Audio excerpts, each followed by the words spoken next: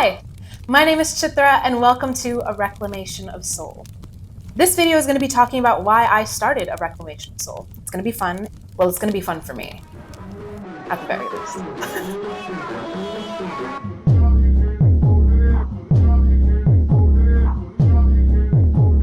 In October of 2024, I did the Villain Challenge, a creative course to reconnect me with my inner villain. This led me on a year-long journey of unlearning ancestral shame, cultural repression, and the ways that my environment had been holding me back. My time traveling was filled with rituals dedicated to honoring the more darker, intense aspects of life, so I could set them down and move forward. Now it is the end of October, 1 year later, and I'm a radically different person. And yet I still have one more thing to put down before I can officially leap into the next timeline of my life. Grief around all the times I haven't been met, grief around being overly self-protective out of necessity, and grief from being made to feel stupid or naive for feeling, for wanting, for choosing to remain soft. This fear of death is around no longer wanting to defend who I am. Historically, I have been punished for choosing myself by people who deeply crave love and acceptance, but haven't been given it by the world and refuse to give it to themselves. I've had a number of friendships that have turned volatile because I've pulled away to choose myself. Now, a fear has developed that if I choose myself, or if I shine brightly, I will be punished. This is a reality that is no longer aligned in my current one. So, I'm going to address the situations over the last 7 years that have deeply shaped me, to honor them and release them as a part of my reclamation of soul. 1. The Miami fallout. My first relationship was very imbalanced. From the start, there was romantic triangulation and emotional manipulation. This person was 6 years older than me and very beloved in the community that I was in. I overlooked the red flags because in many ways this felt like a Cinderella-type relationship. I felt swept away by the grandeur and celebration that this person brought and how it felt like they were bringing me into a more luxurious, fun life. I loved the way that they were celebrated and adored publicly. I was materially spoiled, taken care of, and invited into a close-knit family, one that was very different from my own. Ultimately, this person held deep childhood and societal woundings around identity and belonging. Those unhealed wounds led them to take out their self-hate, their inability to reconcile with things they cannot control, out on me and on other women. At the end of the relationship, I was abandoned in a hotel, under influences that I wasn't prepared for, while I was cheated on yet again and then gaslit within an inch of my life as if it never happened. I called a suicide hotline only to be met with a similar lack of compassion. This was the first time in my life where I felt like everyone that I reached out to for help turned away in my time of need. It felt like nobody would care if I disappeared. This person put my physical safety at risk, sent me into multiple mental health spirals because they weren't ever brave enough to just be honest with me, especially when it came time to break up with me. In turn, this person caused me to develop a deep fracturing around trust. I now have a subconscious belief that I will be abandoned and betrayed in my time of need. Ultimately, though, through all of this, I saved myself. I met some incredible women who shared similar experiences and was reminded that in community there is healing, and with healing comes hope. 2. The spy. Post-breakup, I maintained a close relationship with a friend who I met through my ex. This person was a big help to me. I felt like nobody understood what I was going through, and this person witnessed most of the relationship, so I really clung to it like a lifeline. On the night of my 20th birthday, my ex and this friend told me, laughing as they did it, that the only reason that this friend was hanging out with me was so she could spy on me and report back all of my sayings, all of my movements and thoughts back to my ex. They would discuss my pain, laugh at it, and then come back for more. This is the only time in my life that I really wish I'd gotten violent. I'm not at all sure what goes through people's heads when they do things like this, and the only reason to have told me was to make me feel deeply unsafe in my environment. My ex was very much trying to send a message that they would always be the one in control. Number 3, the Throuple. I met a couple a few months later who really helped me process my first relationship. This relationship was deeply healing for me. This couple expanded my worldview of what relationships could even look like. I didn't have to subscribe to societal norms or follow a specific playbook. This couple also dealt individually with deep woundings around community and identity. I felt we collectively had a deep understanding of what it meant to be abandoned by family, by friends, and romantic partners. Ultimately, I feel this relationship was deeply healing for all of us up to a certain point. However, their unhealed pain put me in a position to play therapist or mother. After my first relationship, I wanted to make sure nobody ever felt abandoned in their pain, so I held space. As a 20-year-old, I had no business taking on that kind of responsibility for people a decade older than me. There were several power imbalances in this dynamic. I think the most important was housing. A lot of the situation took place during lockdown. I felt like I couldn't say no in this relationship. Because I was being given housing, it felt like there was an expectation that I would just be available 24/7. It felt like my body was on demand, not just romantically, but to entertain, to perform, to set the vibe and make sure everyone else was having a good time. When I needed to be with myself, it was viewed as something to be concerned about.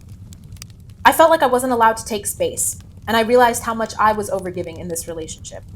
When I no longer wanted to be a part of the romantic dynamic, I believe it triggered deep abandonment wounds with this couple. I was eventually put in another situation where I was triangulated and asked to compete for attention, validation, and safety.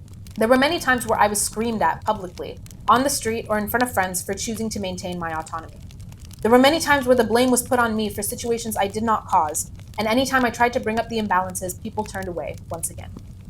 Number 4, the Canada Goose. Tensions with my first relationship lasted all throughout my college experience. It was lovely. Yeah, loved it. I've always been vulnerable about my pain on social media. Actually, social media has been very helpful for me to process experiences that a lot of people in my life denied ever even happened or asked me to move on from faster than I could. Initially, I began sharing my pain as a way to be validated, that what I went through was wrong. I needed affirmations that I wasn't crazy, and in fact did have people looking out for me. I know that I made immature decisions in regards to this relationship, but ultimately my processing was for me. However, this obviously made people very upset. 2 years after my first relationship had ended, I was made aware of a plan to break into my apartment and steal back a jacket I was told I could take after the breakup. Whether or not this was a joke, the intention was very clear. This was another signal that I was not allowed to let my guard down, not allowed to relax in my own home or trust any of my classmates. I was labeled a gold digger. Didn't have to dig that hard, but okay. My ex and other classmates spread many false rumors about me to ruin my reputation. Eventually, I felt very unwelcome in my own college. A letter I wrote to my ex, effectively ending the relationship permanently, was plastered all over social media in an attempt to shame me. I said what I fucking said. I've never had anything to hide, and I'll probably sell that letter as merch in the future. I reread that letter to this day and am filled with pride at the way that I stood up for myself. You cannot control me with my own words. I own myself. Speaking of, number 5, my words in other people's mouths. After I graduated college, I moved to LA and really immersed myself in the South Asian creative scene. Even though I grew up amongst my people and many different cultures, my college experience as the only South Asian made me really want to uplift my people's art in the creative industry. At the time, a lot of the personal work that I was doing was around social justice. My personal experiences with injustice made me extremely passionate about speaking out for other communities who were suffering. This was also something that my mom modeled for me growing up. I used to share many thoughts about social injustice on social media, hoping to bring about a community of people who would really care in the same way that I did. I unfortunately came into contact with creatives who saw advocacy as a path to fame, who would later take my words verbatim from my essays, my stories, and my conversations with them, and put them in articles that would later get published in major magazines. Since this work is about social justice, universal topics, there was no way for me to get credit for my words. This is also where I really began to disdain social media's marketed image, where people pretended to be something that they were not for fame. These experiences made me feel like my words were collective property, that I would never be given credit for my work. This is a reality that I no longer claim for myself.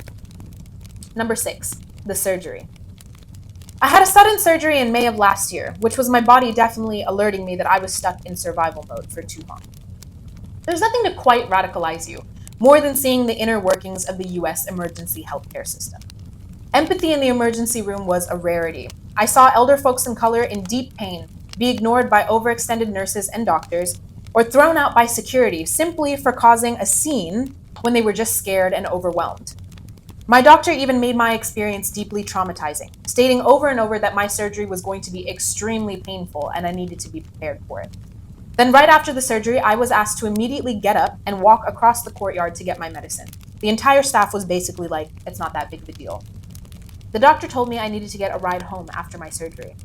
Out of maybe 10 people that I called, only one answered the phone, and I'm deeply grateful to that one person.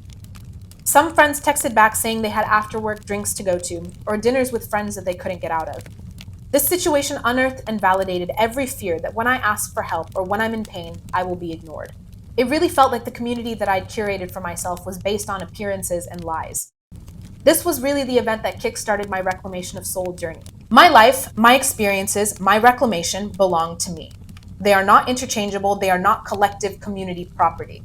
This 7-year pattern ends here with this video. This behavior will never again get access to my life. Any door for reconciliation or forgiveness is slammed shut, and I certainly will not be reopening that in this lifetime. These experiences taught me that the deepest injustices come from your own unhealed wounds. None of these people are bad, but they made certain decisions that hurt me because of their own survival patterns, their fears of being abandoned or left behind. I understand these patterns as I share them, and so I'm releasing this fear of death. Releasing the paranoia that so many have tried to instill in me, and forgive myself for any reaction that came because of it. Through these 7 years of being fragmented by people who don't want me to belong to myself, I have battle-tested my identity. All of these instances have just been reminders of how powerful I am, how valuable my voice is, my curiosity, and my creativity is, and how my sensitivity and generosity is in fact a strength, only now to be given to other people with discernment. Ultimately, though, it doesn't matter what I say or how many boundaries I set. I know that my kindness will be mistaken for naivety and my protectiveness mistaken for narcissism. So whatever you want to believe about me, believe it. If you want to think that my honesty is just strategy and manipulation, believe that. That just says more about you than it does about me. I no longer outsource my self-worth from people only determined to twist my clarity. When I tell you now that I'm choosing my joy unequivocally, know that it came from years of giving people second, third, seventh, 1,000 chances when they didn't even deserve the first one. I'm no longer available for that game. Whatever I give now, I give because I choose to. That is my liberation. A reclamation of soul is choosing joy as internal liberation, a lived daily practice of choosing authenticity, truth, and reciprocity, unearthing the ugly, the intense, and the hidden so that it can be honored and put to rest. Who you are when you know you will receive nothing in return, no claps, no validation, nothing, is who you are at your core. I can no longer build in community with people only preoccupied with image over ethics. If this work or I make you angry or uncomfortable, good. Know that that is the point. Ultimately, your freedom is only something that you can give yourself. And what did I say? My success will come with ease you could have never have imagined for yourself. Believe that, if nothing else.